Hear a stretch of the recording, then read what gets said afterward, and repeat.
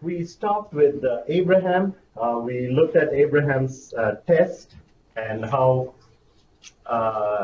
Abraham demonstrated his trust in God, and it becomes um, a demonstration of what it means to have faith. And on the flip side, we have Jesus, who will actually be the one who is the sacrifice that is given to us.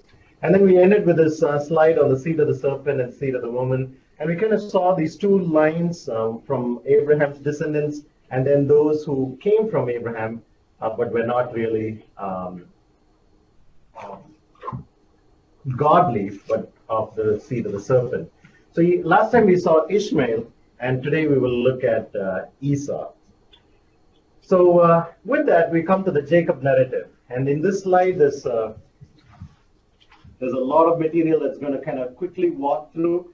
And I hope you were able to read Genesis and Exodus before this class. If not, it may be helpful for you to read it right after the class. Actually, speaking of that, I knew I was forgetting something. Let's just take a moment to go over your Old Testament book summary background. So if you pick up your syllabus, under week 4, one of the things we need to do is the Old Testament book background. And on page 3 of your syllabus, you have a section that describes how this book background needs to be done.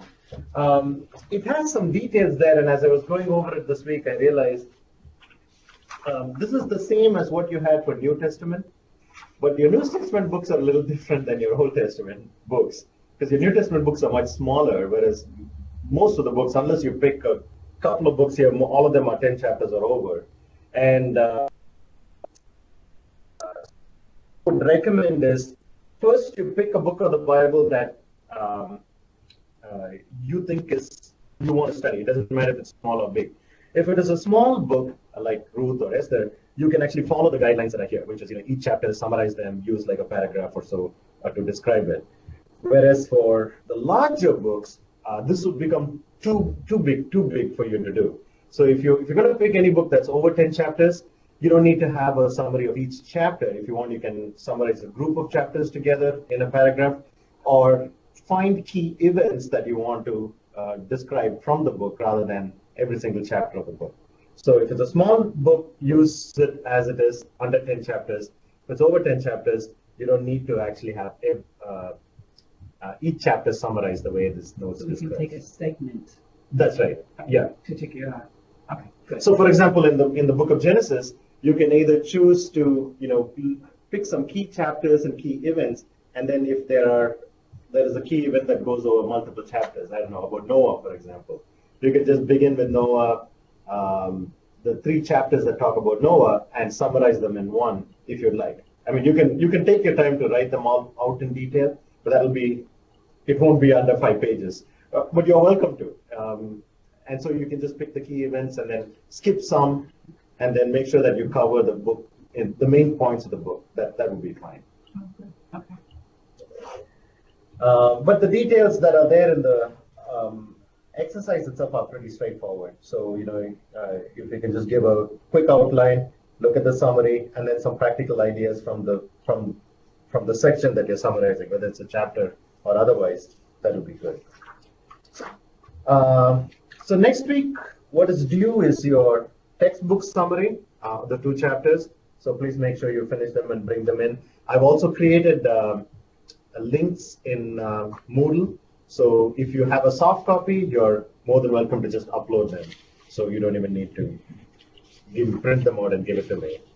And then your maps are due the following week, along with your Old Testament book background. Okay, any questions on this?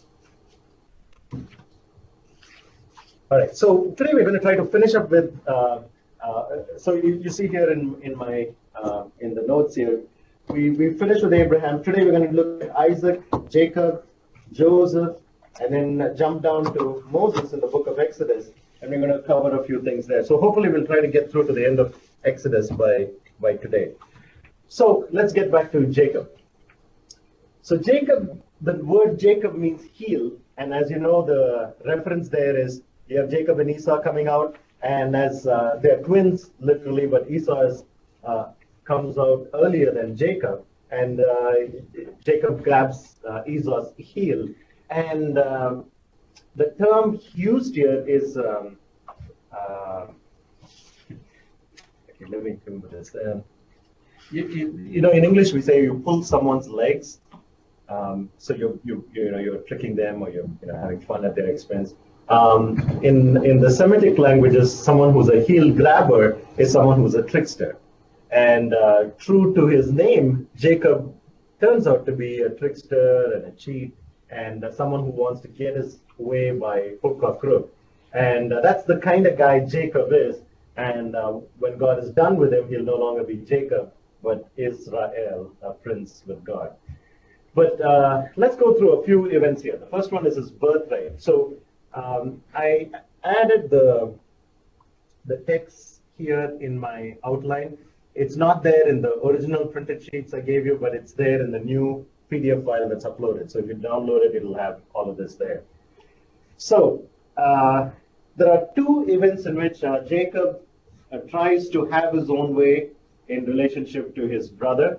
Jacob obviously is the second son, and we're going to see this elder brother, younger brother contrast. By default, the older son has the birthright and is to receive his father's blessing, the double blessing.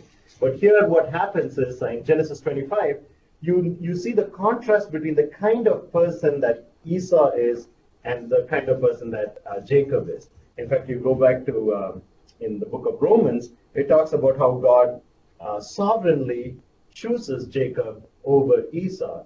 But that doesn't mean that Esau was just such a righteous man that just, God just somehow set aside. You see Esau's characteristic when we look at the birthright event. So what happens here? Esau comes in, he's famished, and he sees his brother Jacob having a bowl of stew, and then he asks for it, and Jacob, instead of being kind and gracious, is like, doing a bargaining with him. I'll give it to you, but you need to give me your birthright. And in the New Testament comments on Esau's spirituality by saying that Esau despised his birthright. He didn't think of it as of value, and therefore he gives it away in exchange for a bowl of stew. In fact, Esau his name is also Edom. So the Edomites come from the book of from Esau, and we will see them as we look at some of the historical accounts, especially in New Testament too, Old Testament too, what the descendants of Esau do in relationship to Israel. But when it comes to Esau, he's called Edom because he's reddish, but it's also for the stew that is red. So that's the first time when Jacob tricks Esau. When Esau has a need, he kind of manipulates him to get his birthright. And the second one, which is more serious, is actually where he does intentionally deceive both his father Isaac as well as his brother. So here in Genesis 27, you see the case where Jacob's mother Rebecca also favors Jacob over Esau. And when Isaac is ready to give his blessing to Esau, and Esau goes out for the hunt, Rebecca gives Jacob some ideas, and then he wears this hairy this skin to make himself look like Esau, brings this great food, and then and although Isaac explicitly asks, "You sound like Jacob, are you Esau?" he deceives his father and receives the blessing. And then Esau is mad. He really, at that point, he cries and begs, and he doesn't have it anymore. His father says, "I've blessed my son with everything, and you will not be in this land." In fact, when we look at shortly, when we see a map of Israel, I'll show you. In the land of Canaan is where the Israelites would settle, and in the bottom there's the mountains of Seir. It's more like hill country, and it's rather arid. That's where Edomites would settle now. So that's this. At this point, there is this animosity between Esau and Jacob, so much so that Esau wants to kill Jacob, and Jacob has to flee. So he uses an excuse to leave. Rebecca says, Esau said, the women of the land, they are abhorrent to me. I'd like Jacob also not to marry from your letter. Can we send him down to Haran? And Isaac does permit that, and then Jacob now moves um, from I think Beersheba, which is in the region of Canaan, further north down to Haran. So we're going to, in Genesis 29 to 31, oh, actually, we skipped the Jacob's ladder. So on his journey there, so here Jacob is going with basically nothing. Abraham was very wealthy, Isaac is very wealthy. In fact, we kind of don't spend too much time on Isaac in my notes here. But Isaac is one of those meditative, contemplative guys who's just, everything is going smooth. There is really nothing eventful, except for a couple of things. We'll see one of those events in a little bit. But in our notes, we're going to be referencing again just in terms of his relationship to Jacob. We already saw him in relationship to Abraham as Abraham's son, and now as Jacob's father. So here Jacob, although a son of this wealthy patriarch, he pretty much goes just on his own, just the clothes on his back, off to Haran, literally running away from his brother because he knows that his brother will kill him. And on the way, he sees God. He sees this ladder where the angels are going up and down, and then God blesses him. But even there, I don't know if I have a slide on this. Actually, I don't. So what Jacob does is even there he tries to bargain with God. He is just this manipulative guy who just wants his way. If you would bless me, then I will worship you. He's got this whole idea of thinking I can have my own way. And God has a way of working in Jacob's life. Just like he has a way of working in our lives. We all come with our own sins. And while he's in Haran, he's going to face some adversity and learn and grow through it. But here again, God places his favor upon him, even though he is undeserving. I think that's the one thing we can think of when we think of Jacob. Jacob is the heel grabber. He on his own, would merit cursing, but God places his blessing on him and turns him around. And then in Genesis 29 to 31, we come to the sojourn in Haran, and is it chapter 29, line 30? These are all chapters. Chapters 29 to 31. Okay. Yeah. So you have, actually, I don't have more slides on it. So we'll just talk about that. So those of you who have read it, you might have come across other things as well. So if you have any questions, please raise them. So while he goes there, he meets first Rachel, one of the daughters of, I have a map. Oh, I do have a map. Oh, I have more than a map. Okay, I added all the text here. So in your new slides, you see the text that I put in there. So yeah, he leaves Beersheba and goes towards Haran. And in the text here, we have all the key points underlined, so you can actually just have that as a reference. Okay, so Haran is up here in this map. Now, Beersheba is down here, and as I told you, when you're working on one of the books of the Old Testament, find the map that's appropriate with it. But Beersheba, you'll find in at least 3 of those maps listed, so you know where it is. So if you remember, Abraham and his father, they came from Ur, they settled in Haran, and from Haran, Abraham, after his father's death, God calls him out to the land, and then he comes here, he goes back to Egypt, and now he comes back here. So Jacob is in Beersheba, and now he's moving over, and as he goes across, he sees the ladder, and finally he comes to his uncle's place, if as it were in Haran. And while in Haran, he sees Rachel. He loves her. He wants to marry her, and then works out a deal with his future father-in-law. I'll work for 7 years as a bride gift for you to let me marry Rachel. And he loves her so much that the time just passes by quickly for him. But then he finds out there's someone who's trickier than himself, and his father-in-law switches brides on his wedding, and then now he marries Leah, Leah's called the weak-eyed one, and whereas Rachel is supposed to be beautiful. So he, whatever the differences were, was, then Laban gives this excuse, saying, it's not right for us to marry off my second daughter without marrying my first. Now, why don't you work 7 more years and then now you can have Rachel?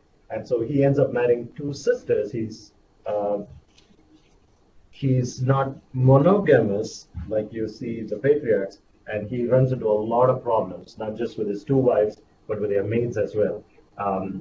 Leah will bear children, Rachel will not, and then Rachel will try to give a maid, not very different than what Abraham's wife Sarah did with the Hagar. And then Leah will do this. It's almost like a big competition to show who's the most favored by the number of sons they have. And now he has technically 4 women through whom he has sons. And so 7 years for, 7 years, two times for Rachel and for Leah. And then after that, he works to build his own property, if you will. So he continues to work for Laban, and the Lord blesses him. And that's one of the things you consistently see in the patriarchs. Abraham, the Lord blesses him. When he goes to Egypt, everybody sees there's different in you because God is with you. Isaac, the same thing. When there is conflict, instead of war, they come and say, well, we see that the Lord is with you and he's blessing you. We want to have a treaty, so we're not in trouble with you. And the same thing happens with Jacob, where God places his favor upon him, and it is obvious that he is blessed in his work. So, yeah. So he is in Haran, and after 20 years, he realizes that it is time to get back. But the reason is Laban's sons, they start to realize that their dad's possessions are kind of going away to Jacob, and we don't like this guy anymore because he not only has he married our sisters, he has now taken all our things away. And Laban's countenance changes towards Jacob, and Jacob pretty much flees. He runs away in the night, as it were, taking his family and all his possessions. And you can see even in those events how Laban tricks Jacob with the labor, the fee, the wages that he was supposed to be paid, and how he changes it several times. But the Lord still blesses Jacob, and we have some accounts of that in passages. So he leaves, and the problem again is Rachel steals some idols, family idols, on her way back. And scholars still don't know exactly what that means. If you really want to worship these idols, or do those idols kind of have some significance, in like a title deed to some lands, these, whatever it was important for Laban, and he comes after and he says, you have taken my children, you have fled like a thief rather than leaving with a celebration, but more than that, you've also stolen my idols. And Jacob acknowledges the rest, but he says, no, when it comes to the idols, we didn't take it. Whoever you find with it can be put to death. And he doesn't know that Rachel has these idols. Laban goes through the camp. He doesn't find it because when it comes to Rachel's camp, she kind of says, I'm having my periods, I can't move, sorry about that. But she's really sitting on the idols. And so Jacob takes Laban into account, and then they actually ratify a deal saying, here's a border. I won't come across, you don't come across, we're both wealthy. But at the same time, Laban says, I want you to watch for my daughters, even though I'm not there, God is watching over you. So with that, they part ways and then come down. Now, this is 20 years plus, but Jacob hasn't forgotten Esau, the very reason he left Beersheba in the first place. So his life so far has been just one trick after the other, but now he's going to come back to settle down in the land that God has given him. That was the blessing that God had promised him, but he's afraid of his brother Esau. So you have these chapters, Genesis 32, 33, and 36, where Jacob is afraid of Esau, and that he might still lose his life when he meets his brother. And yeah, actually, the next slide, you have the river marked out here, which is the ford of Jabbok. So as he's coming down and crossing over from Haran down to Beersheba, he breaks off all his groups, and he sends some servants with his some of his cattle from his camels, all these different possessions. And then his idea is to somehow appease, again, this guy who's trying to negotiate his way out of his problem.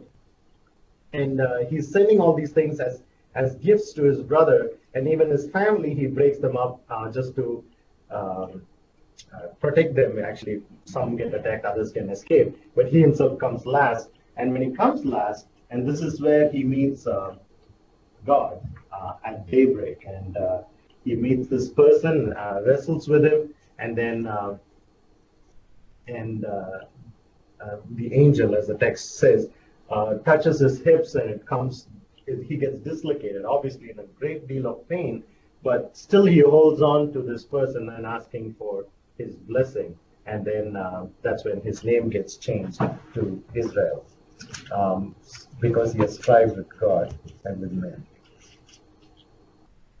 And so that ford Jabbok is a key turning point in the life of Israel.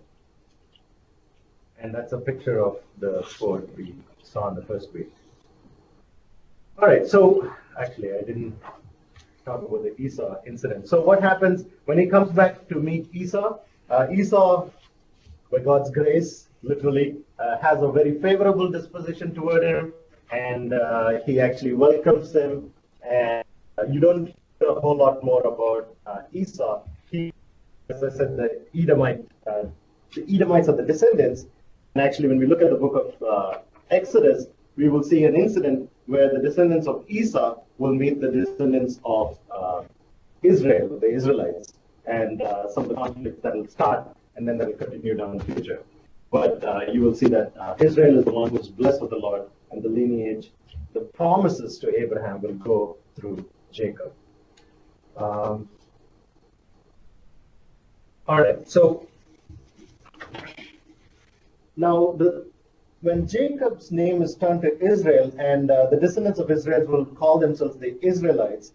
Now you have 12 sons that are born to Jacob, and the first son, who should be the most prominent one, brings shame upon himself, as you will see in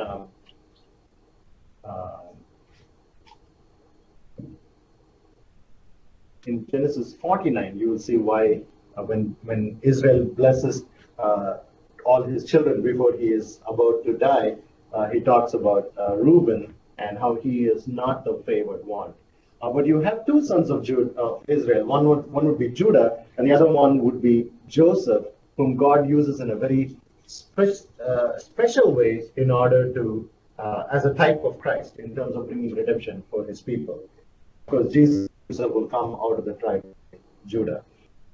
So let me stop here. We'll take a couple of questions and then we'll move to the Joseph story. Any thoughts, comments, anything from your readings that you saw you wanted to discuss? So I understand in terms of Jacob, I understand God's perspective, grace. What should we be learning from Jacob's perspective? I think when he keeps breaking the rules and he still gets blessed. Right. In fact, I think Joseph is a much better example to look at how God turns someone around and the kind of heart changes that happen in a person's life. You don't see it as explicitly in Jacob. I mean, you can see his deception and trickery a lot in his young age, and when you come to his older age, there's no interpretation of how he acts, but you can see that he is different than what he was before. For example, you have the rape of Dinah, where there is something horrific that is done in his family. You have Levi and Simeon, who act kind of like their father used to, which is they make this deal with Shechem, who is the son of Hamor, where they have settled, and then they say, oh, you know what, we'll give our Dinah to be your wife, but you need to be circumcised. They had no intention of doing that. They were actually looking to take advantage of these men, and they do. They end up killing them and plundering their goods.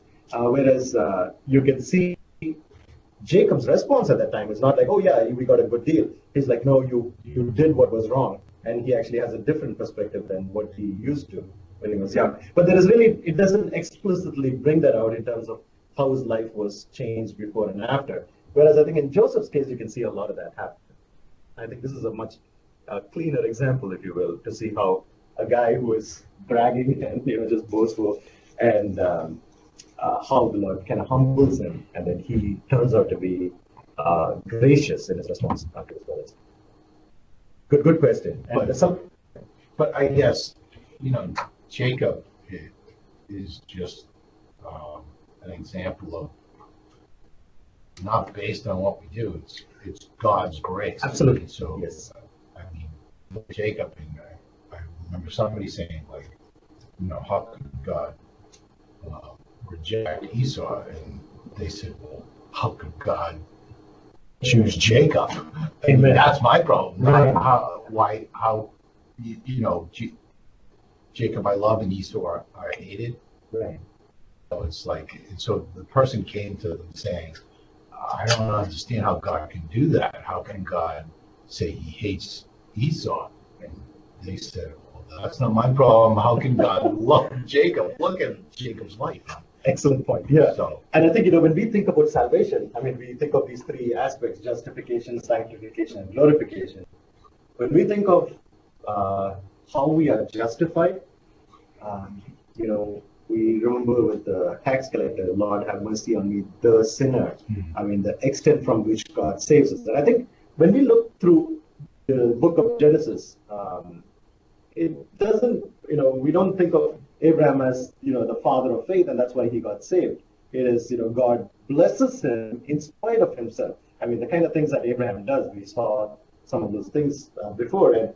And Jacob, I think, is a classic example of that. A man who's just so caught up in himself, but God would choose him for no merit of his own. In fact, despite all his demerits, God chooses him.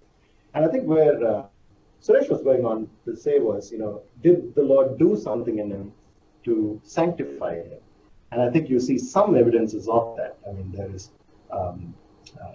it's not as clean in Jacob's life as you can see, as you see a lot more in Joseph. And the truth is, all of us get sanctified to varying degrees, but when we go to heaven, we have the promise that we will all be glorified. We will not have sin anymore. But that's a great point. When we think about how God chooses, not on the basis of our works. Is that Yes. Okay. Great question. Any other questions? Well, I think it kind of got answered, is that in this time, they didn't really even have laws to follow. They had no, I'm assuming they had no relationship with God, so to speak. It wasn't like God was talking directly to Jacob. Okay. Am I wrong on that? Let me give you a little bit of a background and then specific for Jacob. So what happens is, with Adam, God was speaking with him face to face. Right. Then as we go down, we have Enoch. Remember the guy who doesn't die? Yep. So he walked with God and then he's no more. Then God speaks with Noah, he speaks with Abraham, he speaks and reaffirms with Isaac. And then, so there is a very small lineage upon whom God places his favor and they hear from God. So when you look at the rest of society, this is still contemporary for them. The other sons of Adam, they knew what God had spoken to Adam, except for Seth. The others were, we want to do our own thing, but we kind of know God is there. But as the descendants spread out, as you can just kind of think, they're moving further and further away from this line that God has chosen. They go out and do their own thing. But for Jacob, personally, he comes in this line. He knows what his dad, his dad's relationship with God, his grandfather's relationship with God. And then when we saw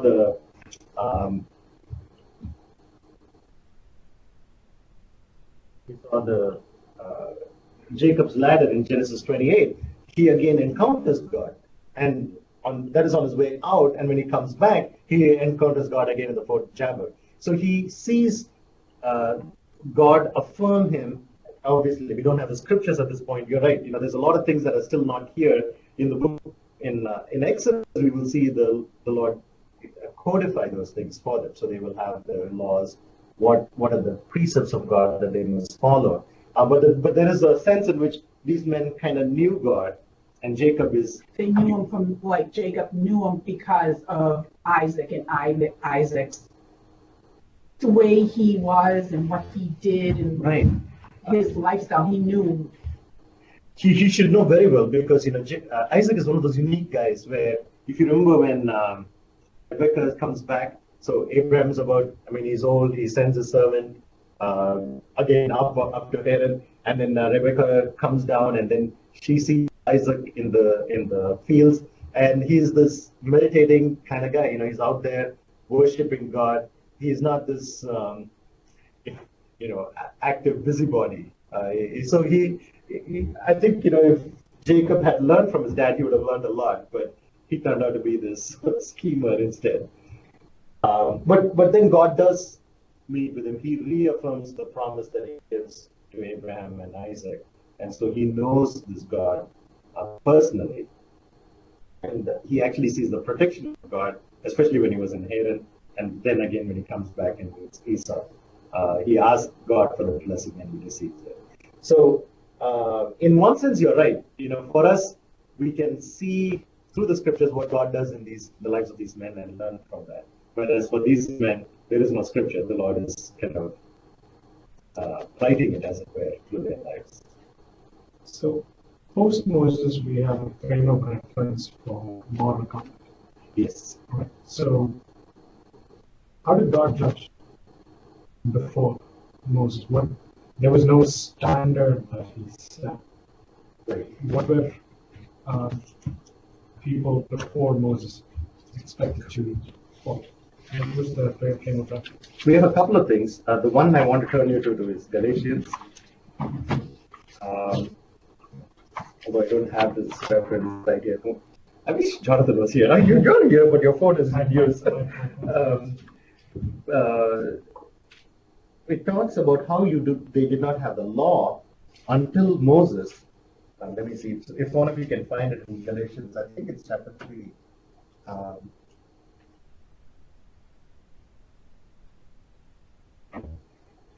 You know what? I need my Bible. I'm kind of.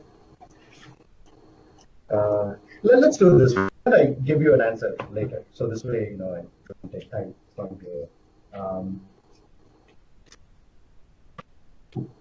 Can I borrow your?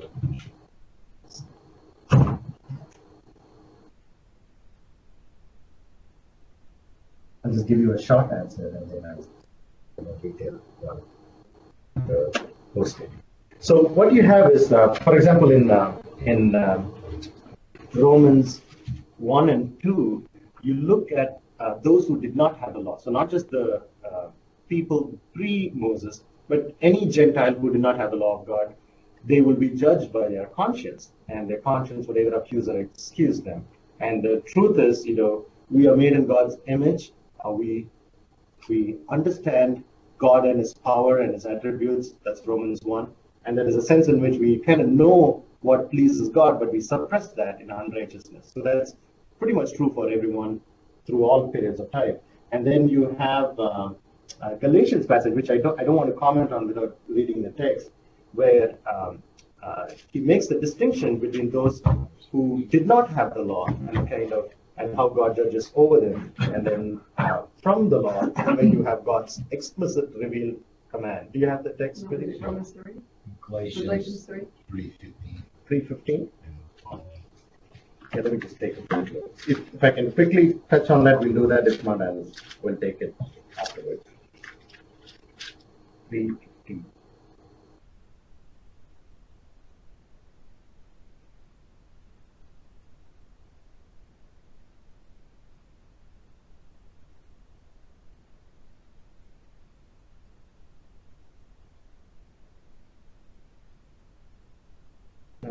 Verse That's not 17 is what I mean, the law came 450 years afterward. Yeah. Actually, this passage has several things, so I don't want to, the context of the passage we just looked at talks about how the promise to Abraham precedes the law that was given through Moses. And so this is kind of the law is a schoolmaster. You remember that, and that is valid until you have Christ. It kind of guards the people until you have the law of Christ now governing the hearts of the people rather than the law of Moses. So although we're going to be seeing in a few minutes Exodus and the Ten Commandments and everything else, this is not the operative. The law, we are not under the law because the promise of God precedes through Abraham what we now inherit. So we'll let me leave it right here. We'll pick that up in my notes.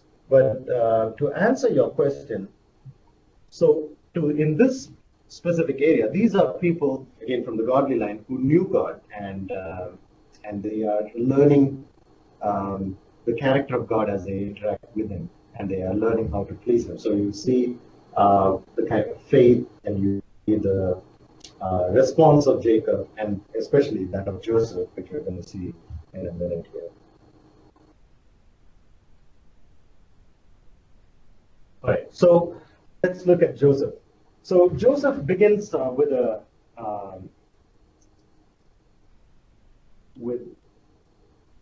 don't know what the expression is, with a disadvantage.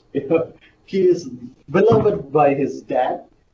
So you have Jacob who loved Joseph because he's the son of his favorite wife. This is Rachel's first son, and also son who's born in his late age. And then he gives him this multicolored coat, and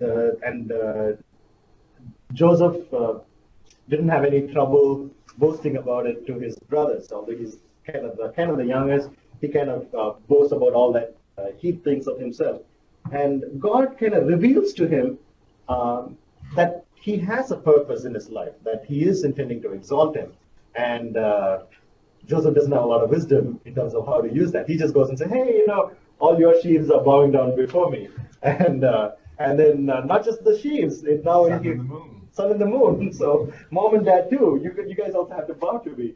So you can just kind of see this guy who's just kind of self-exalting little kid, and his dad kind of sets him up already with a problem with his brothers. But then you have the case where his brothers are attending the flock. Dad sends him to go and check on them, see how they're doing. And while he goes, the brothers see him coming from a distance and concoct a plan. And you kind of see some of the sins in the lives of the fathers repeat in the son. And here what they do is they hate Joseph so much that they want to kill him. But one of the brothers works out a deal and says, let's just put him in this well. And he wants to rescue him later. But what happens is they don't kill him, they put him in the cistern. And then when some Ishmaelites, this is probably the only time, I remember, where you see the descendants of Ishmael, where they're traders going between here and Egypt. And they sell him off for some money. And then they're off with him. And so when the brother comes and wants to rescue him, he's no more.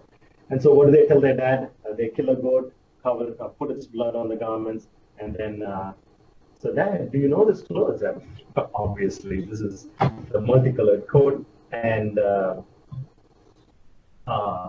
they deceive, the brothers deceive Jacob. The deceiver is deceived by his sons, and he thinks that Joseph is dead.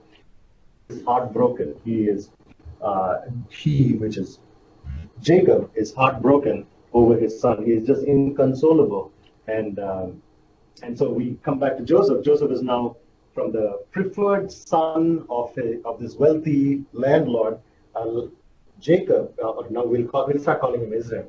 So the favored son of Israel is now a slave being sold into Egypt. Now, Egypt in the days of Joseph. So there are three periods in Egypt's time. One is the Old Kingdom, the Middle Kingdom, and then the New Kingdom. So the old kingdom is pretty ancient. It's before the time of Abraham. So that's when the pyramids and everything was built. So that's past. It's a time of glory much earlier. But the Middle Kingdom is when Joseph is actually coming into the land of Egypt. It's still a very powerful kingdom, and he comes there. And when he comes, he's sold again as a slave to Potiphar, who works for the king, and you see this trend again. Just as the people saw the favor of God upon Abraham, the favor of God upon Isaac, and the favor of God upon Jacob, so does Potiphar see the favor of the God's hand in the life of Joseph. So although he's just a common slave boy, he sees how the Lord is with him, and Potiphar gives everything that is under him over to Joseph. So Joseph has responsibility for everything under Potiphar, and he's rapidly elevated from a slave to this guy who's like his manager. And then comes Genesis 39. I think I've preached a sermon on 39. This is one of those really, really powerful passages. And let me just use that to walk through it because I don't have we don't have notes on this.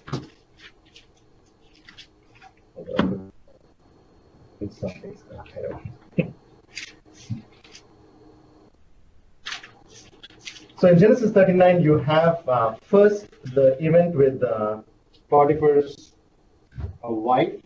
So she sees this young man, she's attracted to him and tries to seduce him. But Joseph is very cautious. He doesn't try to be around her. But there comes an event when he's caught, and then she grabs his coat, and then when he rebuffs her, she accuses him of trying to molest her. And then she waits for her husband to come and then has this rant about Joseph's audacity to do what he did.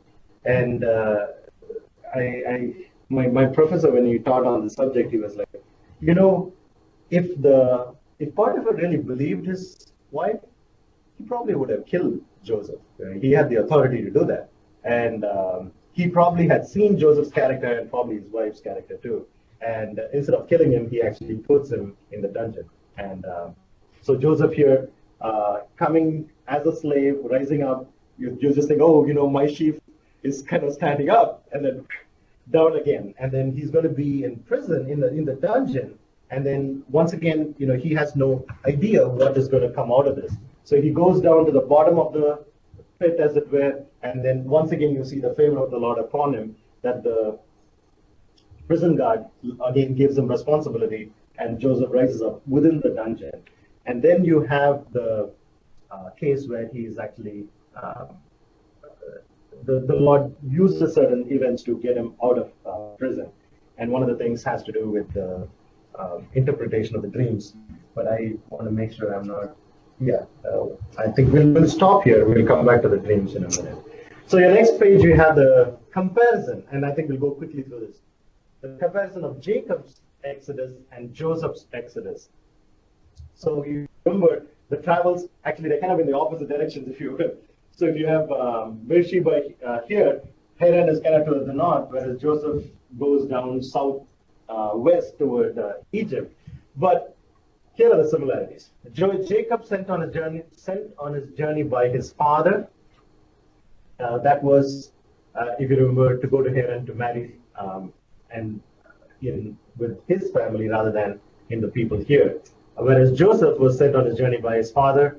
Again, this was just to inquire on his brothers, not really to settle. In Jacob's exodus, if you remember, again on the ladder, the Lord tells Jacob he will be with him. And then in Genesis 39, you see that the Lord was with Joseph. And you see the favor of the Lord upon both of them. And again, these I think are incidental, but Jacob asks strangers where his uncle is when he reaches the place. You know, is Laban here, and he's doing well. And then Joseph here asks a stranger where his brothers are, because the place where he goes to inquire for his brothers are, they're not there, and someone tells him they've gone up, you need to go. Again, I don't want to make a big deal of this. Jacob's brother hates and intends to kill him. This is Esau. And likewise, Joseph's brother hated and intended to kill him, and that was because of Joseph's own doing, and that's true in both the cases. And then if you next slide. Yeah. So Jacob is treated unfairly by Laban. Joseph is treated unfairly by Potiphar's wife. Jacob is second in command to Laban. Laban, he is responsible for his flocks, and Joseph is second in charge to Potiphar. And Laban admits that he is blessed on Jacob's account, and Potiphar sees that he's blessed on Joseph's account.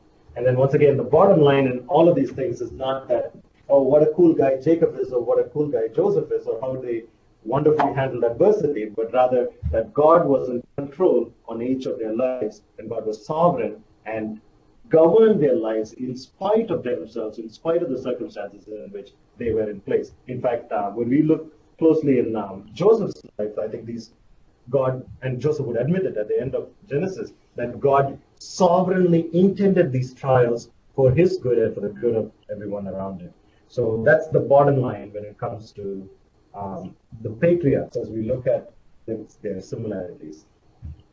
So coming back to Joseph's exaltation, so you have the baker and the wine taster in prison. They both have a dream. They don't know what's going on. Joseph explains the dream to these two men, and it happens likewise. The cupbearer. Why did I say wine taster? Cupbearer, and which is kind of similar, but a little more dangerous. I said it, but it means I understood what you're saying. It's a little more dangerous because if the cup was poisoned, you'd be the first to try it out. So the cupbearer gets elevated just like Joseph interprets the dream, and then the baker's head is cut off. Nothing. Give me a second here. Okay.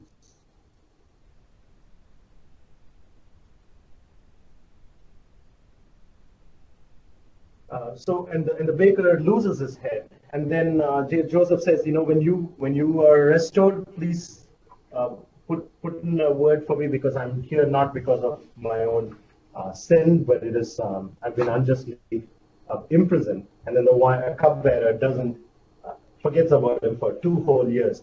And one of the things you just want to realize is, so many times we pray for help, and if it doesn't come the next minute, I'm like, God, what are you doing? I'm in trouble. And Joseph could have been in prison here, I think 14 years or 17 years, I forget the exact number of years.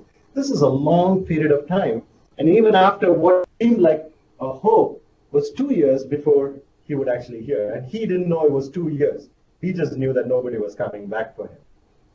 And then the Lord exalts Joseph by giving the dream to the Pharaoh. And Pharaoh has these dreams, seven lean and 7 fat cows, and the stalks, 7 fat and 7 lean stalks. And then Joseph, he comes and asks, he asks all the people, I have this dream, I don't understand what this is, it's troubling to me. All the people hear about it, nobody understands what it means. And then the cupbearer thinks, I sinned. 2 years later, he remembers what Joseph has done.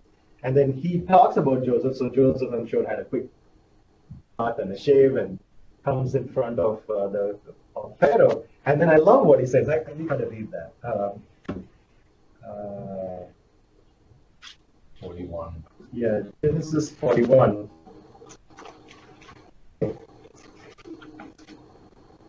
It was 15 and 16, if someone can just read that. Genesis 41, 15 and 16. And Pharaoh said to Joseph, I have had a dream, and there is no one who can interpret it. I have heard it said of you that when you hear a dream, you can interpret it. Joseph answered Pharaoh, it is not in me. God will give Pharaoh a favorable answer. Here you are in the dungeon all this time, and you have the big moment. The Pharaoh comes and says, you can do this for me. I've heard that. I'll be like, yes, I can do it. Give me a chance and get you out of jail. He's like, no, it's not in me, but it is in God. You kind of sense that Joseph has learned something in terms of, all his own glory and exaltation to, no, it's not about me, it's all about God. And it's amazing. It is. I couldn't picture myself being in jail for 17 years and still, having nothing, no knowledge of anything, and then come out and glorify God. It's your first instinct. It is God. It is God's grace. Yeah, and that's why, when we talked about the sanctification that happens, when trials come to unbelievers, it can just harden them and make them. I'm reading names with my daughter, and you just look at how events shape the life of people. Whereas when it comes to believers, these change the hearts of people in a way that is supernatural. Because humanly, that would not be the response we are looking for.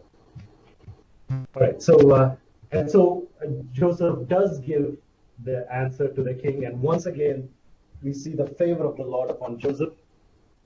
And Joseph, the king not only likes his answer because it makes complete sense, that this is the interpretation being there's going to be 7 years of plenty followed by 7 years of famine, and that the famine would be so great that you won't even remember the time of plenty. And so and Joseph not only gives him the interpretation, he actually gives him some advice. Here's what you probably should do. Store your excess so that you have enough for your time of famine.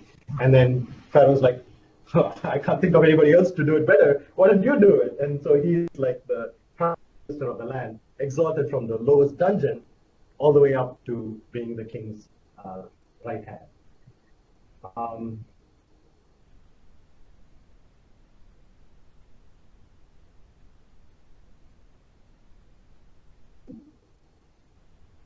Figure out how to use is that the right page? Okay. Right. So here, and this is John Stevenson again. He kind of puts a summary, if you will, of all the patriarchs. So you have the promise to each of the descendants on the first column of Abraham, and then you see the challenge or the defeat or the difficulty, and then the supernatural fulfillment that is done in their lives. So these are just one key event in each of their lives. So we'll just go by the rows here. So Abraham, the promise to him, your descendants will be a multitude like the stars of the heaven and the sand of the sea. And the problem, he and Sarah were both barren and very old, past the age of childbearing, very, very past.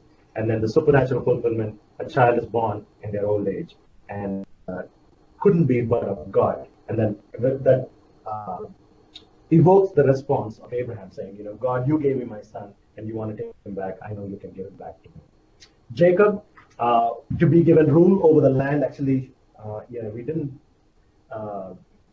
look at this in close, but the land, and we touched upon this even with Abraham, how the land was part of what was promised to Abraham and then reiterated with Isaac and Jacob. And then here he was given this promise, but then he ends up being a fugitive in here and running for his own life. But then when he comes back, even though in the midst of great adversity, he comes with great wealth. Goes off with just his shirt on his back, comes back with immense wealth. And then you have, let me actually stop there, because it just didn't sound right. Because, we are so familiar with the health and wealth, or the prosperity gospel. People kind of say, how do you know God blesses you? If you come back with great wealth, then, that won't be right. Now, there is, and I don't want to make too fine a point here, mainly because I don't have time for it. We'll come back. Actually, we have past our break time. Do you guys need a break, or can we keep going? I need about 1 minute. I just need to. Why don't we just take a break now? We'll come back and I'll go real fast. Okay. When you're back, 4 minutes to please. And the promise of material blessing that is given to these patriarchs, and in fact, not just here, as we see a couple of weeks down the road, to David and his descendants, there is a physical blessing that is promised to these saints in the Old Testament, and God does fulfill his promises as he accomplishes his will in and through them. But his goal is not just a physical blessing, but actually a spiritual one, as we see in the lives of the saints. Now, in the New Testament, the promises that are given to us are not land blessing. We are not, unless you're a Jewish person, that and when the Lord comes back again, and there is a physical component to that restoration.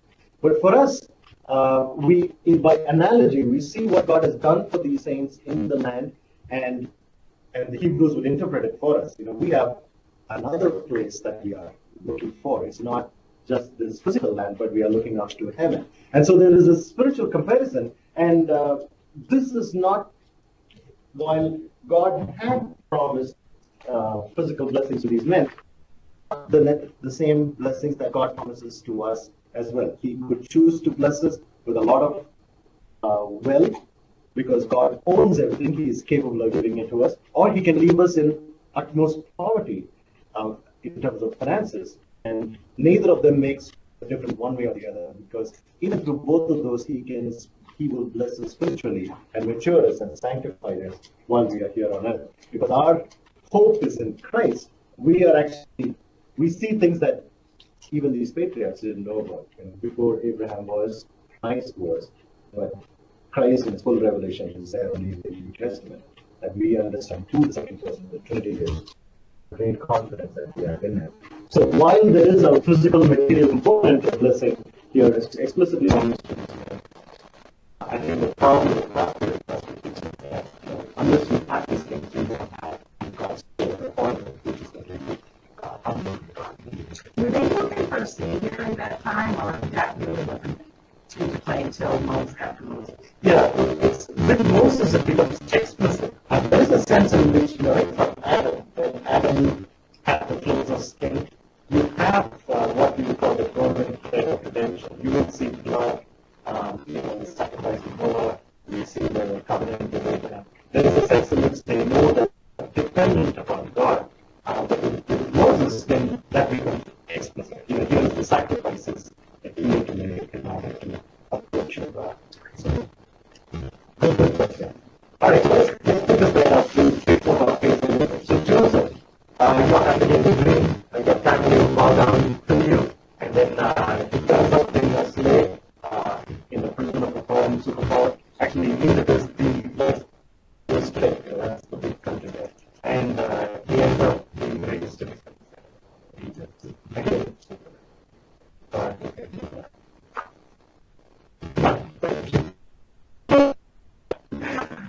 and then we have Moses. We haven't looked at these two candidates shortly. He's going to lead this country out of bondage, and 45 is not only rejected by the Israelites several times, but he actually leaves the country for our time. And let's talk about that. So while he's in Israel, he tries to help them, tries to mediate between the Israelites and they're like, who made you a ruler over us? And he leaves Israel to Midian. He gets to move the country. And then when he comes back, once again, nobody seems to want to care for it. Pharaoh doesn't care for it, Israelites don't care for it. He's like, no, you're the only one who seems to want me here, nobody else does. And on the flip side, the Lord shows his power by using Moses to lead him to the Egypt and the Red Sea, even though pretty much a long time in history. Jesus, the kingdom of heaven is at hand, and from the kingdom perspective, crucified, dead, and buried, his disciples scattered, and then the supernatural fulfillment in resurrection and ascension, and the Holy Spirit given to us as we spread the gospel. We can hear what's the name. Only God who can fulfill the promise. Now, so we can come to the next slide, Joseph's exaltation. Now, I think we have both this 40-41, and then 42 to 45. So 40-41 we already saw how he becomes the prime minister. But then after the 7 years of plenty, you have the 7 years of famine. And during this time, you have Israel basically saying, I've heard there is land, there is food in the land of Egypt, why don't we go get some and come for us? And so those girls go there, they make 2 journeys. In the first journey, Joseph notices them, plays a little trick with them, has to do it in order for them to accomplish his will. We'll see, I have a slide for the slave, there's a slide for the slave. What he does is,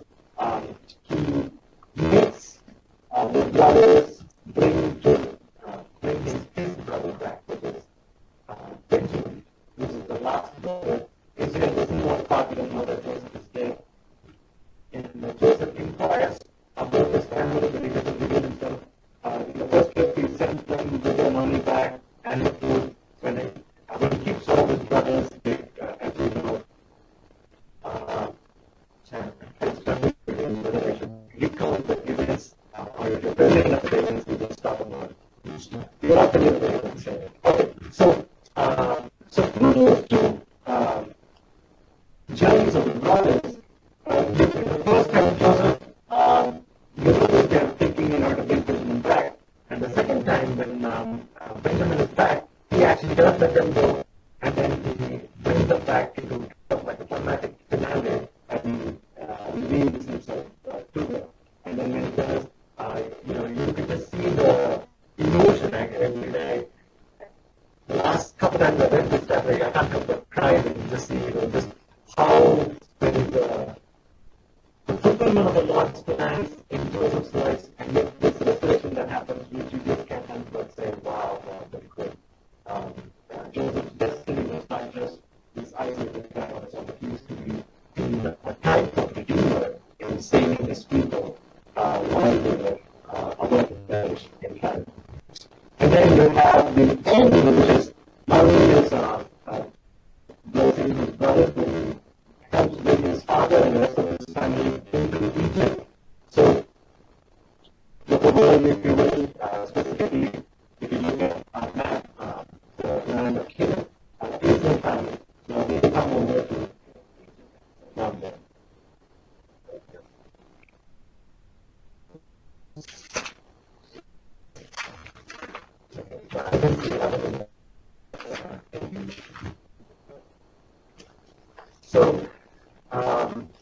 So what happens is you finally have all of Israel and especially 17 number, the those who's already there, come into Egypt, and then they settle down into this land. Was it all Israel after he died? Actually, it's after the multiply. So when Israel needs to go to Egypt at this point, God actually tells Israel, don't be afraid, go, because I'm going to multiply your people and make you a big nation while you are in Egypt. So he's going into, they know 17 in number, but when they actually leave, which is 450 years later, they're going to be like over 2 million. The number of people that come out. That's why they're a nation. Right now it's just a family, but when they come out, they're a nation of Israel. I was trying to figure out where that. Yeah, so this is when that happens. They become a powerful people rather than just a powerful clan. So on this slide, we see Joseph manipulating his brothers in order to bring not just physically, but especially because of the restoration here that happens, not just him providing for their physical needs, but rather the people of Israel being rescued and then and the promises of God. Now, and again, this is Israel physically and spiritually to the promised land. So if you change the then over here and Egypt over here, under Joseph, they go over here. And now the sovereignty is now bringing them back to England. I think this is a good question to keep asking ourselves. What is God doing in our life today to bring you closer to Himself? When we think of the Old Testament, there was these land promises, the nation promises, and we will see as they bless their exile there, and they go back into the presence of God, restores them. And for us, in our walk with the Lord, it's all about our relationship with Him. And we've seen several levels in all of these lives where things are difficult and tough, but they have one solid intention to draw them closer to Him. And I think the thing that we sometimes may not learn carefully is that every event that happens in our life is sovereignly intended by God. And He uses these events to draw us closer to Him. And I know some of you, when you've gone through these times, you just look back and say, oh God, thank you for making it difficult event was in my life, that I may come closer to you. And I think sometimes we can just pass by them and not recognize that the Lord intends for us to draw near. For the sake of time, so this is just a summary statement of various events in the life of the patriarchs. So firstly, we see the manner of altars and worship. So you have Abraham, you have the altar where he actually had Isaac on. You have yes, you have Isaac creating having altars. But you have Jacob for sure having altars in different places. And then you start to not see that much anymore. So you see the worship happening here, and then it starts to kind of figure out, you don't hear anything after this. In the Sons of Israel, not much that you hear. You hear a lot of other things, but not the worship of God. You see a sense of purpose in terms of how God works in the life of these people. Wrap this up.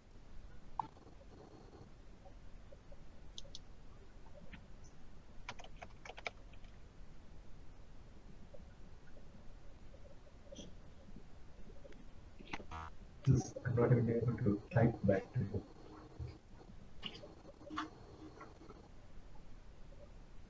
Is your memory full?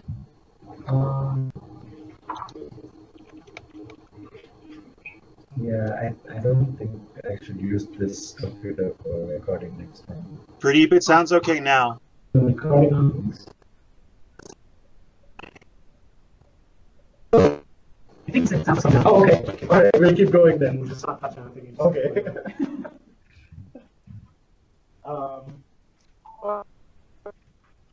Thanks, Jonathan. So here you have the blessing on Ephraim and Manasseh. And again, you're going to see here this reversal. Israel is now very old. Joseph brings his children to him to bless him before he dies. And Manasseh is the older one, but you can see here in this picture, Israel switching hands, kind of like how he himself was the younger one who was given the blessing. And then Joseph kind of gets upset, but he tells him, no, both of them will be blessed, but the younger over the older. And in fact, when you look at 12 tribes of Israel, you have a special allocation for the two sons of Joseph as the tribes. So Joseph is Christ comes of the line of Judah. Judah, yes. It's not the same as the line of Joseph. No, that's actually very good. In fact, in Genesis 49, I don't have that here.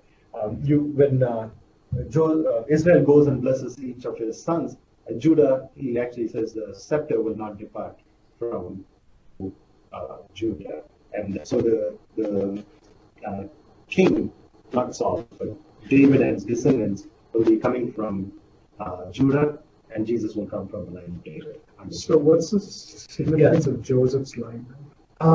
Actually, what happens here, that's a good question. Actually, until this point, you have one descendant that actually carries the blessing forward. But here you actually have the 12 tribes that come out of Israel. So when they inherit the promised land, each of them has an allocation in keeping with the size of the tribe. So you actually have every single tribe together constituting Israel. So basically all of them are blessed. But when it comes to the Messiah, and actually the king, David, when it will happen later, it will be through the line of Judah. So with these two sons getting like a half allocation, the division was actually 12 because the Levites didn't get anything. They didn't get a land. They got a small place to live, but they were supposed to be in charge of the priesthood. Right. Because their inheritance is the Lord, whereas for everyone else, it is the land that is given. And they live from what the other tribes would bring to them. So there's the, but the land itself is, because of this two, you have 12 divisions. Good point. Right.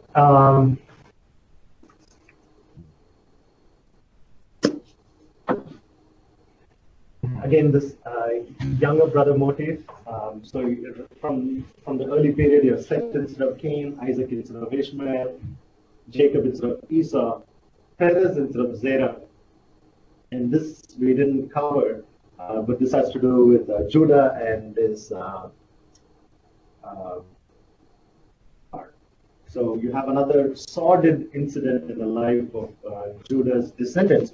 And that's one of the things about the Bible. You know, there is really no sugarcoating the sinfulness, whether it is of Jacob or of Judah. And through the line of these men, you actually have the Messiah come. So it's like just astonishing, you know, just to recognize that, you know, it's all of grace. It God favors. And then you have Ephraim instead of Manasseh.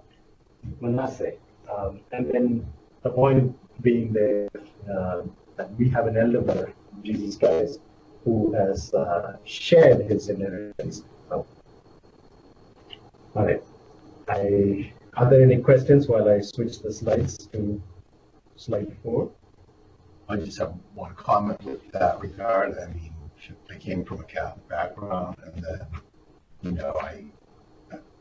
God had me at a church where the word was preached, and it was obvious that it was important. So the way I first got through all of the scriptures was listening. Every morning I listened for 45 minutes. It was 90-minute tapes. Each side was 45 minutes. So, but I remember as a new believer just kind of jaw dropped at the stuff that was in the Bible. I'm going, what do I do with this? I mean, I was just a babe that I didn't understand. I just was like, this is God's word. Okay, but why do I hear about Lot's, daughters and, and then all this stuff that went on? It's like, but I got through it. No, that's very good, because sometimes when we're reading things, we think God wants us to do everything that we see. It's not all prescriptive. That's right. So we see the description and we learn from there, but it doesn't mean that we should do these things. And the thing is, the word is like a mirror. It just showcases our own sinfulness when we look at how God deals with sinful people and rescues them. And that's so true. When you're first reading, you're like, oh, the Bible.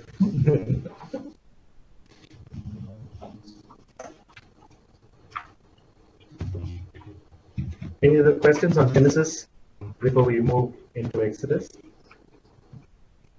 Or before I can open up my file to move to Exodus. This machine is very slow.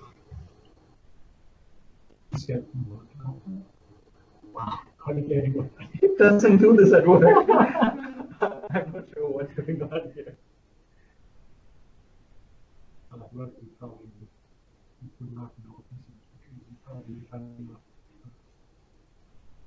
From what you should see.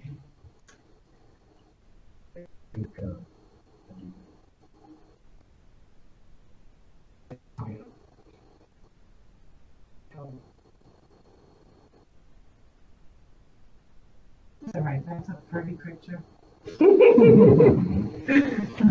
Where's that? Not touched by I don't know, it's some one of those windows, but oh. That's the camera. No, that's.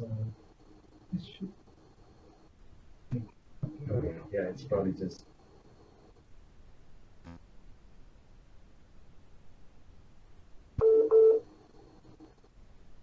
Oh,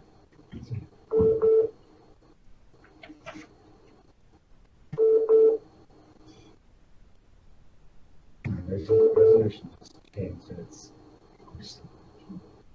Yes. It's just a little bit more.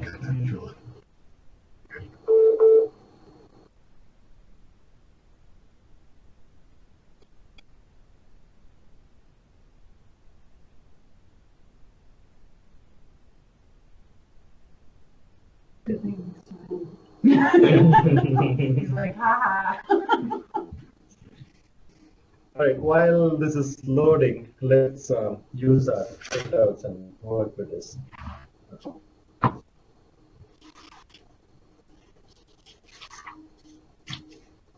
Okay, I think that what I did last probably missed it up. Let's just go back there.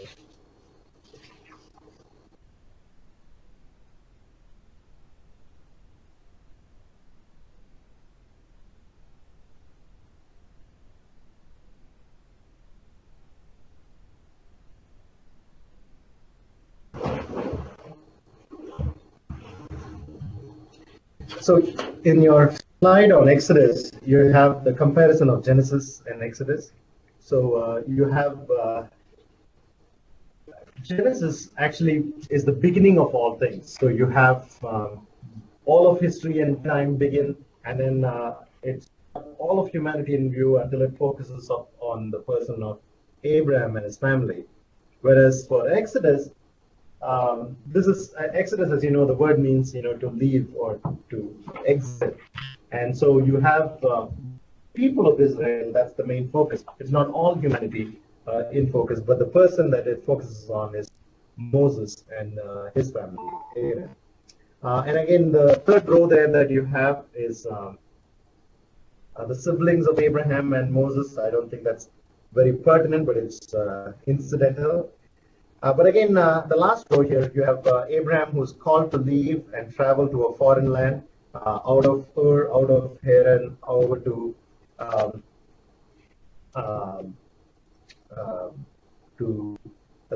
Canaan. And Moses is supposed to leave and travel to a foreign land, coming from Egypt on to the land flowing with milk and honey, which is Canaan.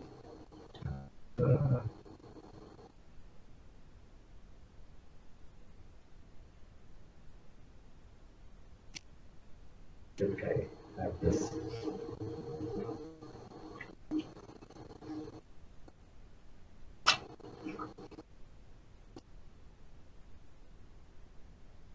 Okay.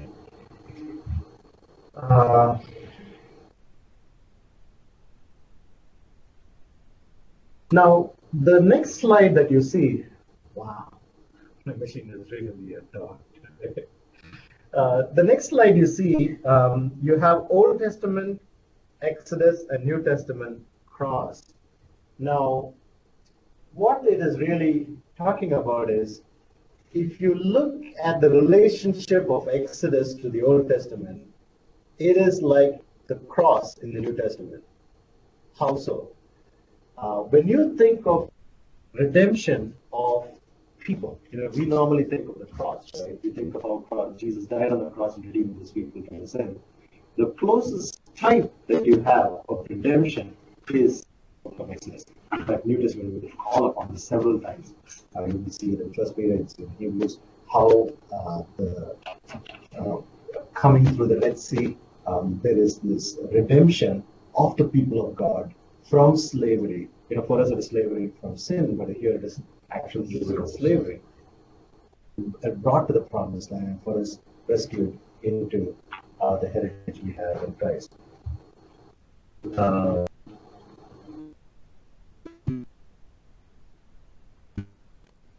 So when we look at the book of Exodus, it is not just one event. It is actually a strong type of the rescue and the redemption that we have in Christ. So we are going to touch upon a lot of those things while we go through the book of Exodus. All right. So if you want to just take the big points in the book of Exodus, we're going to see first the Exodus from Egypt itself. So the first 10 chapters or so, you're going to see the 10 plagues, how God demonstrates his power, rescuing the people.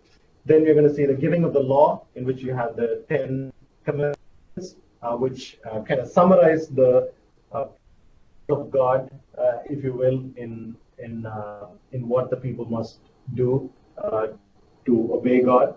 Then you have the building of the tabernacle, in which there are 10 items. And I'm still trying to figure out what those 10 items are. But we'll walk through the items in the tabernacle when we go through this. But again, you have the rescue. You have what God's precepts are, what we are commanded to do. And then you have the means of grace. How do you approach God? Is it on the basis of law or on the basis of grace? So let's take a quick intro here. I'm going to go rather fast through this. So when you think of Egypt, as you remember, we had the Mesopotamian civilization in the first week, and then we had the Egyptian civilization, and they are pretty much built around the river Nile. And what you have there is the people settled right around the Nile, and the Nile kind of defines what this nation is. So you have some pictures of the Nile today, and you can see it's kind of broad. There's cattle, there's farming, and these are the things that they've always done. So on the banks of the Nile, it's very fertile, and they were prosperous because of. Oh, okay. So this picture is the satellite picture of the rivers, and you can see part of, as you go away from the Nile, you have basically just desert land around it. And in fact, in this picture, you can see the green stuff as opposed to the brown stuff, which shows that there was a pretty strong demarcation. As you're closer to the Nile, you could grow, but once you get out, you're in the desert. And you can kind of see faintly here, it's actually a valley. There's like hills on the side. And yeah, in this picture, you can see this. You have the river, you have the land that's arable, and then outside you have the mountain. This is the Great Pyramid, and these were, again, if you remember, from the Old Kingdom. This is a pre-Abrahamic time when these pyramids were built. These were not built by these guys in the 400-year captivity. And then when we come in Exodus, we are looking at the New Kingdom period. So Middle Kingdom is when Joseph entered the land. So that king is no more. You have a new dynasty in power. And as Exodus begins, this guy had no regard for Joseph, for the people of Israel. He just saw them as a threat. He needed to deal with them. Now this picture here below shows people who look like Israelites coming into the land. So this could be a picture depicting the entrance of Israel and his descendants into Egypt in the Middle Kingdom. And then this place called the Karnak Temple. I have some pictures of that. And it's just like a really massive, beautiful architecture here. It doesn't have anything on the top. But when it was not as an excavation, but when it was actually used, it would have had a covering and it would have been a very impressive place to be in. And this would have been built in the time period of Moses that we are talking about. And again, here you have a picture of not a picture, a statue of the Pharaoh. He is one of the gods, if you will, so they would worship Pharaoh as they were polytheists, not atheists like we have people today, but they just worshiped many gods, and Pharaoh was one of them. All right, so with that, let's come to Moses. So Moses, in Exodus 1, we are given a big picture in the New Kingdom, new king, oppressing the people of Israel, and then seeing them as a threat, wanting to control the size. Once again, if you don't have this in your notes, but you can just download this file from your Moodle. So I have this uploaded in Moodle. But the New Kingdom, you have people who are the Israelites are under threat. The king wants to eliminate the size of these people. As I said, when they actually leave 40 years from now, because Moses is not 40, 80 years from now, because Moses is born, he is 40 years old when he leaves Egypt, because he's here when he flies to Midian. He stays for 40 years in Midian, and then he's 80 years old when he comes back, and then you have 40 years where he leads the people. He takes them out of Egypt, and then 40 years in the wilderness before they reach the promised land. But what did I say on that? They were about, I think the conservative estimate is 2.1 million when they actually leave. So it could be, some say it could be double that number when they actually left. But at this point, which is 8 years before that 2.1 million, the Pharaoh was just threatened by these people. He wants the midwives to kill the sons, and then when that doesn't work, he basically says, your male children need to be thrown into the Nile. And then Moses' mother sees him, decides to obey the king, except that between him and the Nile there is going to be a basket. And so actually John says, she obeys the letter of the law, just not the spirit. So, but providentially, while he is in this basket covered with tar, so it doesn't It's sink. supposed to be the same as the ark, right? That's right. It's the same word used for Noah's Ark that is used over here for Same Moses' material? basket.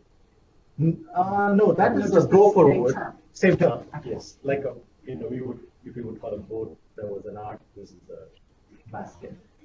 But the Pharaoh's daughter sees him. I mean, Pharaoh has many daughters. Is one of the daughters, and then she again is favorably disposed. Instead of saying, he tossed the kid over into the water, she actually has Moses being raised with his own family.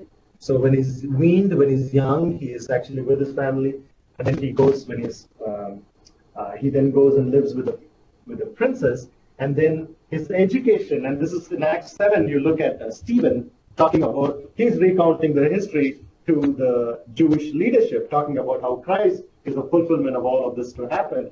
And when he does that, he talks about the education of Moses. He was educated in the king's court. He was great in speech.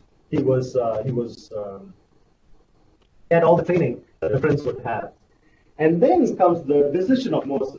And again, you see in Acts 7 as well as in Hebrews 11 talking about what did Moses value. So Moses comes from this so-called humble origins where the Hebrews were oppressed. He should have actually been killed, as opposed to now being a prince in the land of Egypt. And he had a choice to either align himself with all the affluence and wealth. And again, talk about prosperity gospel. He could have chosen to have a very cushy life, and yet he chooses instead to align himself with the people of God. And he decides that he would rather be counted with the Hebrews. But the problem is Moses wants to act on behalf of his people using his own strength. So when we have the event where the Egyptian soldiers mistreating the Hebrew slaves, he tries to intervene as this young prince and thinks that he can set right. He can restore justice as an individual on his own strength. And so he kills the soldier thinking, okay, I've saved this Hebrew slave from this wicked soldier. And then you find that the next day, when he now tries to resolve a conflict between Israelites who are fighting, they basically say, who made you about overs? Are you going to kill me like you killed the soldier? That's when Moses realizes he didn't just do this in a hidden way. Everybody knows about it. And when the king finds out about it, he's going to lose his head. So he's now 40 years old. He realizes that his life is forfeit if he stays here. So he flees to Midian. Midian is actually, do we have a map? Yeah, we have.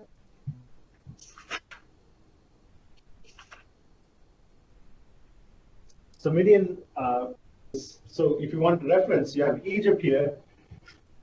This is your death. Israel would be there. That's the promised land they need to go to. This is the Red Sea. And then you have Saudi Arabia on that side. This is the Sinai Peninsula. Sinai is going to be here. Midian is on the east side of Saudi Arabia. East side of the Sinai Peninsula. So he flees from Egypt into Midian and stays there for 40 years. So while he's there, he marries Jethro's daughter, Zipporah, and then he has children there, and he is quite content to stay where he is until God meets him in the burning bush.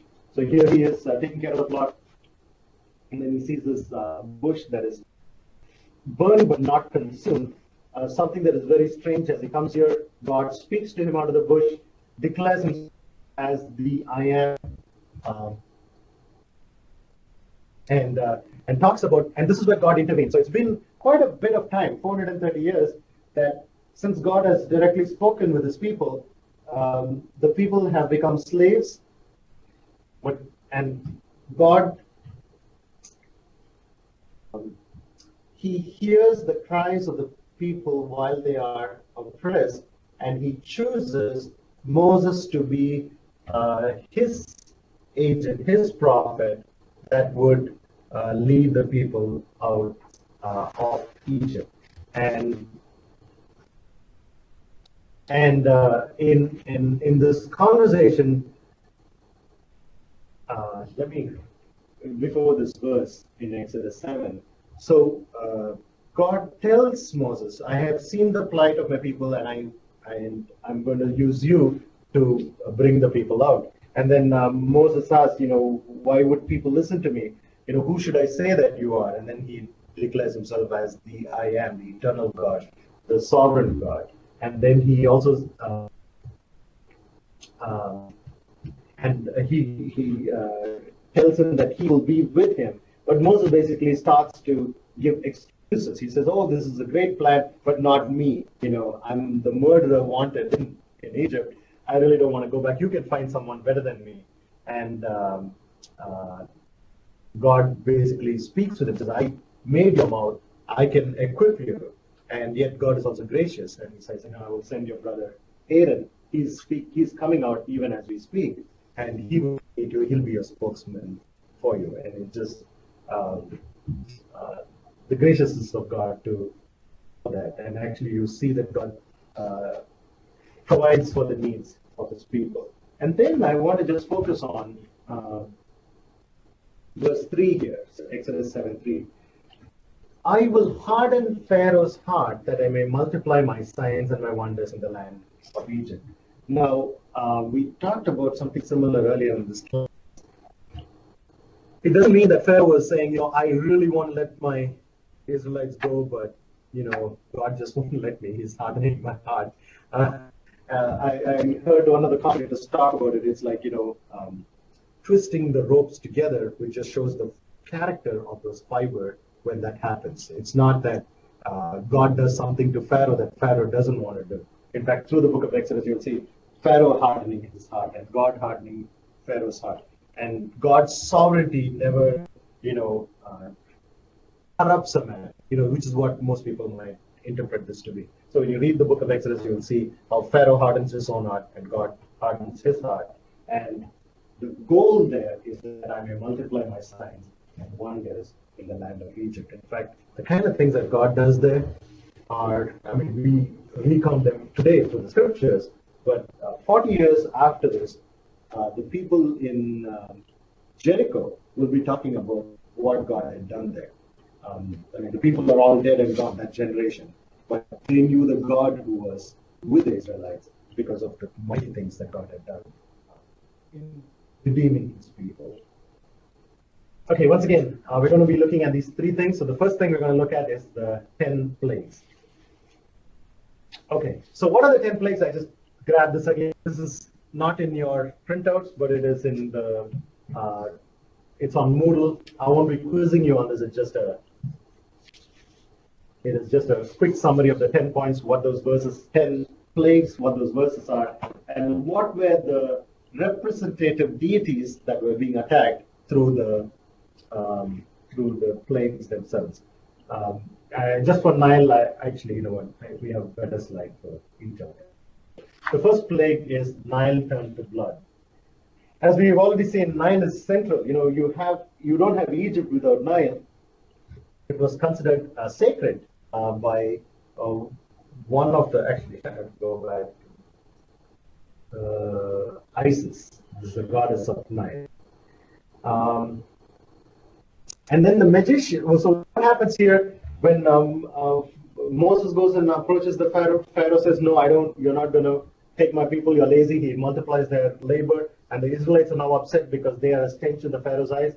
And then God tells Moses to turn the water into blood using his staff, and the magicians are able to do something similar in turning the water into blood as well.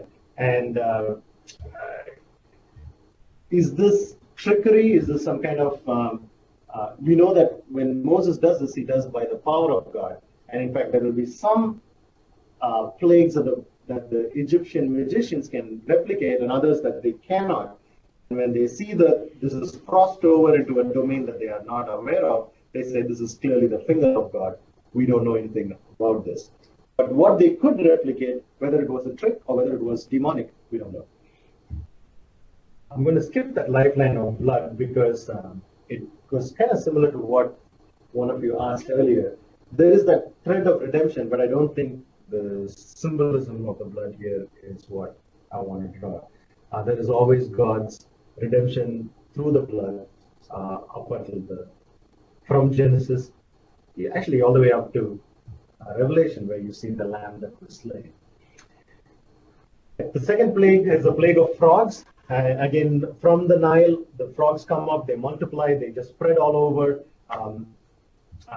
So this is the plague of multiplication. What is already there is just multiplied in such huge numbers that it is just unlivable. It's an unclean in all their homes, and the Pharaoh just hates this. And all that the magicians can do is replicate it, but they can't get rid of it.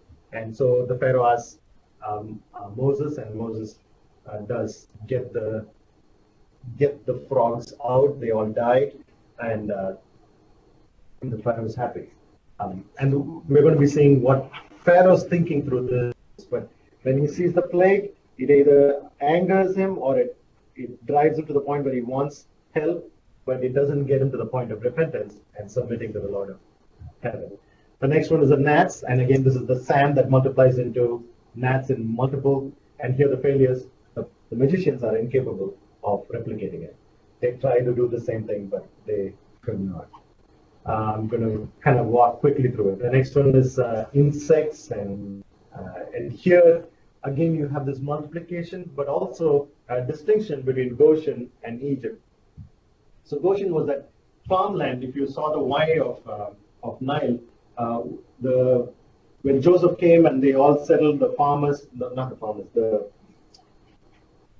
shepherds lived in Goshen, and that's where they always lived, and for these 400 years. And in Goshen, there are no insects, and God is going to show this distinction between his people and the rest of the Egyptians by this sign of insects. And once again, these will come and go. The next one is cattle. Cattle is also a symbol of deity. Not all of them. I think a bull is one of the symbols of deity. In addition to the death of the cattle of the Egyptians, the cattle of the Israelites are saved. And again, it is a judgment against the economy of Israel. Then you have the boils. This time it is not just the beast, but also upon man. And then the problem is the magicians themselves have boils upon them, and they cannot come before Pharaoh. And then you have hail. Looking at the climate of Egypt, there is really very little rain. And so this is a very unusual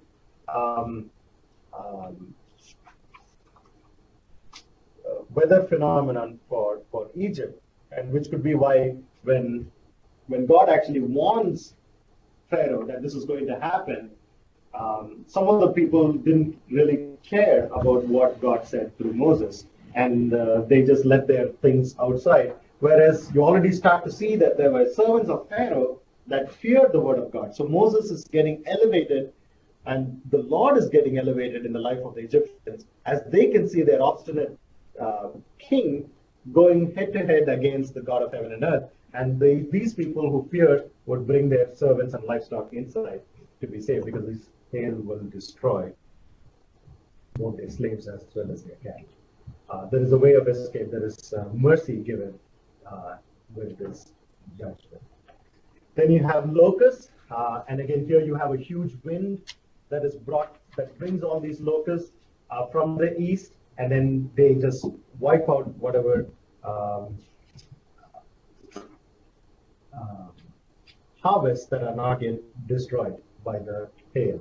And once again, it is a picture of God's judgment. And again, here you see the secondary means that God uses.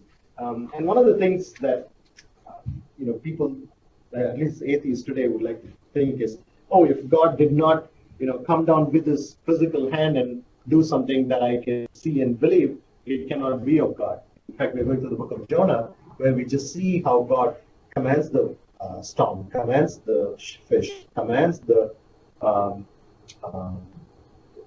plant to come up, commands the worm, and these are all secondary agents. And so for someone, like you said, with Joseph and the technical, take God out of the picture, all you see is the physical, and you do not understand the grander picture of God. But here, I think, with plague after plague after plague coming, as the prophet of God, Moses, predicts and happens, and it comes and it goes, at the word of God, people can see that this is not just a coincidence, but rather God using these means to accomplish his ends. And so in verse 19, you have the same wind that takes the plagues out. Now here you have a very interesting analysis of where Pharaoh stands. So when Pharaoh in the beginning doesn't want to even deal with him, but as the Lord ramps up the pressure, if you will, he starts to make some offers. In chapter 8, he says, you know what? You want to sacrifice? Go ahead, do it in Egypt. And then Moses says, no, that's not what the Lord commanded us. We need to go out. By the way, the kind of sacrifices we do will be displeasing to your people, the Egyptians. And then the second thing is, in verse 28, then don't go very far away, just go nearby. But God had told Moses, you need to go 3 days journey, and that's what Moses says. And then he says, no, only the men can go in chapter 10. And then once again, no, this is meant for the whole family of Israel. All of our people need to go and worship the Lord. And then finally he says, don't take your flock. Almost like, I need some collateral. If you want to go, I want to make sure you come back. And then Moses says, no, that's not how we can worship. God would ask us to sacrifice all these things. We don't know what we need to do until we get out there. So we need that. And so all he's trying to do is just, bargain with God. And the bottom line is that his repeated capitulations are not a sign of true repentance. He wishes to avoid judgment, which is the plagues, apart from any real change. He's not submitting to God. Rather, he says, I want to be the Lord, and I'll just give whatever I can get away with in order to escape from these plagues. And sadly, this is how the world is today. When troubles come, it's like I just want to somehow or the other give enough of what I can in order to still stay Lord of my life. And when the Lord deals with us, he wants all of us, not just part of us. And then we come to the last two plagues. The ninth plague is the plague of time running out. Plague of darkness. Actually, let's just stop with this. So we'll pick this up next time. And I might actually have to pick up the pace a little. I'm slowing down quite a bit. So if for next time, if you can read Exodus and Joshua, and then I'll try not to get into the events themselves, but rather than the application. So hopefully we'll be able to go faster. So Suresh, would you like to close this? Loving Lord, Heavenly Father, Lord, we thank you for this day that you've blessed and made. Lord, we thank you for giving us the time to come and meditate upon your word. And in your word, Lord, that you reveal once again the time to prepare and the health to understand and teach us your word. Okay? To learn your word to this week, Lord, be with us. Lord, give us a heart that goes after you and you alone. As we celebrate the period of Thanksgiving, Lord, be with each one of our families and bless us according to your will. Almost we ask in your name. I wish you all a happy Thanksgiving. You too. Thanks. Survive the storm. Oh, that's right. You